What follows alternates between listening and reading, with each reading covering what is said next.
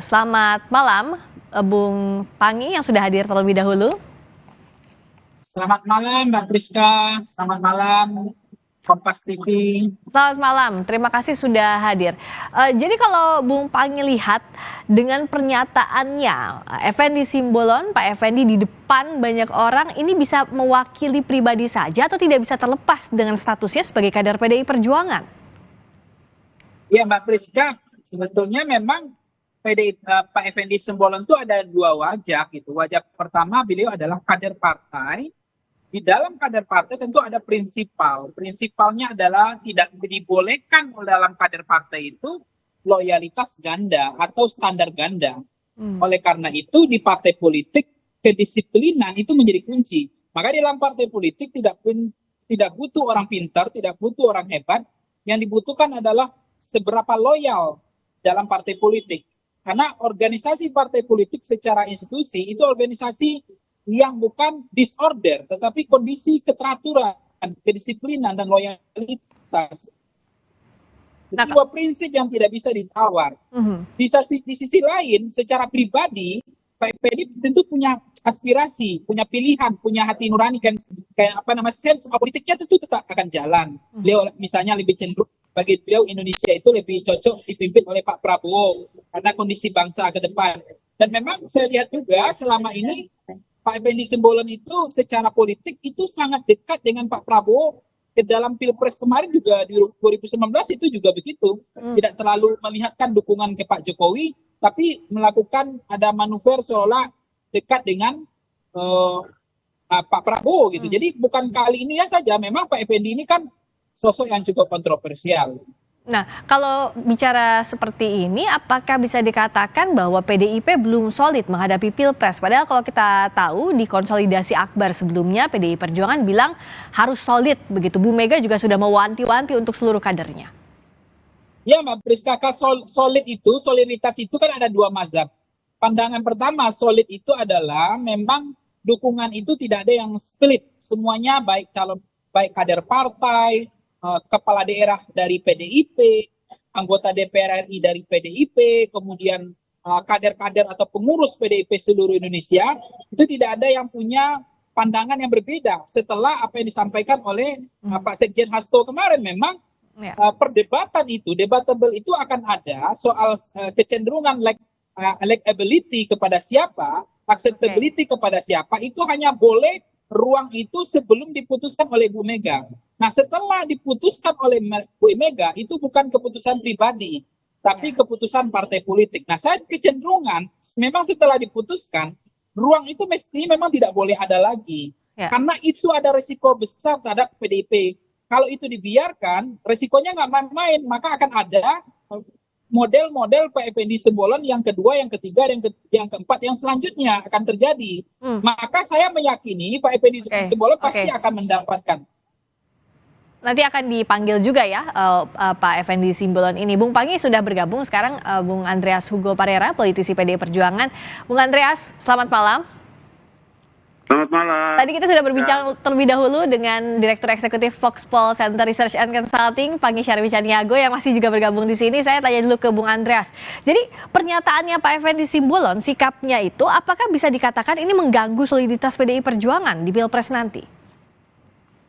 Jadi gini, nanti kan sudah dari DPP Pak Sekjen sudah sampaikan bahwa itu nanti akan diklarifikasi, dipanggil Pak Effendi Simbolonnya untuk mengklarifikasi soal pernyataan. Karena kalau kita mesti lihat pernyataan itu secara utuh gitu. Dalam arti saya juga lihat di situ Pak Effendi ada kalimat-kalimat yang kalau mau dibilang kontradiktif antara apa yang dia nyatakan dan ekspresi dan apa yang ada yang ya mungkin apa yang ada dalam hatinya lah gitu. Kurang lebih yang itu. Tapi itu nanti akan diklarifikasi di dalam rapat, karena secara organisasi tentu beliau harus mempertanggungjawabkan itu. Dan itu tentu ada berkaitan dengan disiplin partai. Bagian mana yang terlihat kontradiktifnya itu? Halo? Ya, Bung Andreas, tadi bagian mana yang terlihat kontradiktifnya yang Anda melihat bahwa tidak sesuai? Kita mesti lihat secara keseluruhan. Harus lihat harus lihat secara keseluruhan. Ada kalimat-kalimat beliau yang saya perhatikan juga. Ya Pak Effendi ini kan saya kenal cukup lama gitu dari sebagai kawan politik di partai gitu. Tapi ya itu akan diklarifikasi oleh Dewan Kehormatan Partai. Nah, tapi menurut saya juga secara politis tidak terlalu banyak berpengaruh juga secara elektoral gitu ya. Secara elektoral. Sehingga juga kalau dibesar-besarkan, kalau dibicarakan terus-terus ya saya kira juga buang-buang waktu juga gitu. Nah, tapi nanti secara klarifikasi itu baru kemudian disampaikan ke publik. Tapi secara gestur di publik tadi Bung Pangi melihat biasanya kader PDI Perjuangan ini kan tegak lurus, apa kata Bu Mega, apalagi setelah dikonsolidasi Akbar kemarin. Kalau Bung Andreas melihat ini bertolak belakang dengan apa yang sudah diwanti-wanti terhadap kader kah? Ya, makanya Friska, secara organisasi kader itu harus tegak lurus gitu. Tapi kan ini kan soal personal daripada Bung Effendi Simbolon kan. Nah, sehingga itu harus diklarifikasi, harus dijelaskan apa motivasi di balik itu gitu. Nah, tentu ini nanti kemudian baru disampaikan bahwa dalam proses hal-hal ini mungkin saja terjadi dan sekarang terjadi pada Pak Effendi dan itu menimbulkan interpretasi publik kan. Tapi secara politis, nah itu yang saya katakan tadi, saya kenal Pak Effendi kan cukup lama. Saya kira banyak kawan-kawan juga kenal Pak Effendi cukup lama. Hingga apa motivasi di balik itu ya tentu harus di-clearkan dulu, harus dijelaskan di dalam pertemuan itu nanti. Bung Pangi lihat apa langkah partai ke depannya, harus clear dulu apa motivasinya Pak Effendi? Iya, memang mestinya ini harus dikelirkan, diselesaikan, dituntaskan Mbak Priska. Kalau enggak, ini sepertinya kan harus ada pemadam kebakaran supaya api ini enggak terlalu melebar kemana-mana gitu. Jadi maksud saya, kalau ini tidak diselesaikan dengan baik, manajemen ini baik, maka kan loyalitas, soliditas di internal partai pasti akan terganggu. Jadi kalau di dalam kita agama Muslim misalnya kan ada mudaratnya lebih besar daripada manfaatnya. Nah, kalau memang banyak ini akan membawa mudaratnya daripada manfaatnya, tentu PDIP yang dibilang oleh Bang Andreas tadi bahwa ada kontradiktif, misalnya Pak kecenderungan secara pribadi, misalnya Pak Effendi bilang beliau memahami bahwa pemimpin ke depan itu yang paling cocok itu Pak Prabowo. Tapi di dalam konteks itu ada diksi frasa kedisiplinan. Yang mestinya kedisiplinan itu tidak ada bahasa lain. Kedisiplinan di dalam partai adalah institusi yang paling modern. Ada manajemen, ada institusi, ada kelembagaan partai politik. Di dalam partai politik tentu ada kedisiplinan. Tidak ada loyalitas ganda di dalam partai politik. Apalagi standar ganda. Dengan demikian di partai politik, mazhab tegak lurus, ikut kepada apa yang diputuskan, kecuali kalau itu belum diputuskan, ada konsensus sebelum deklarasi Pak Ganjar diputuskan oleh PDIP, tentu konsensus itu boleh, maka nggak boleh juga semena-mena memecat kader sebelum diputuskan oleh DPP. Nah, kalau sudah diputuskan oleh Ketua Umum seperti Bu Mega yang punya veto player, yang menjadi saham penentu, yang menjadi penentu tiket, maka perdebatan ini soal split pada person atau center of kandidat itu likability-nya nggak boleh lagi, ada kecenderungan untuk bicara likability, bicara acceptability tidak relevan. Oke, nah bagaimana Bung Andreas untuk memastikan kedisiplinan kader dari perkataan, dari mulai tindakan, apalagi kan kalau kita bicara interpretasi publik bisa jadi luas begitu kalau ada hal-hal semacam ini. Bung Andreas. Halo. Ya, silakan.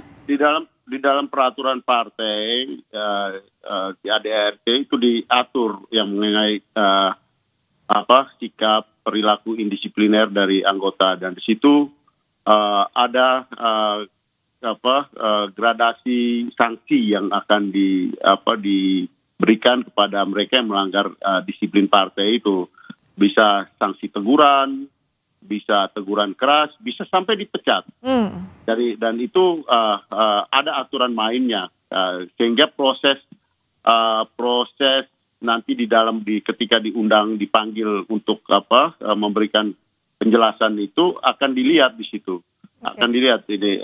Dan juga akan ada dalam catatan di dalam setiap di organisasi ini kan di setiap anggota kan ada catatan-catatan rekor dari tiap anggota yang bisa jadi ada yang pernah ditegur tapi melakukan pengulangan terhadap teguran tersebut sehingga bisa teguran itu menjadi sanksi itu menjadi lebih keras, bahkan sampai dipecat itu pun ada. Jadi di situ nanti aturan organisasi itu yang akan ditegakkan di situ.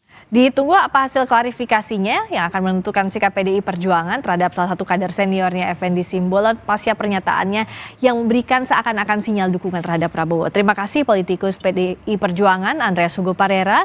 Terima kasih juga Direktur Eksekutif Foxpol Center Pangi Syarwi Caniago telah bergabung di Sapa Indonesia Malam. Selamat malam.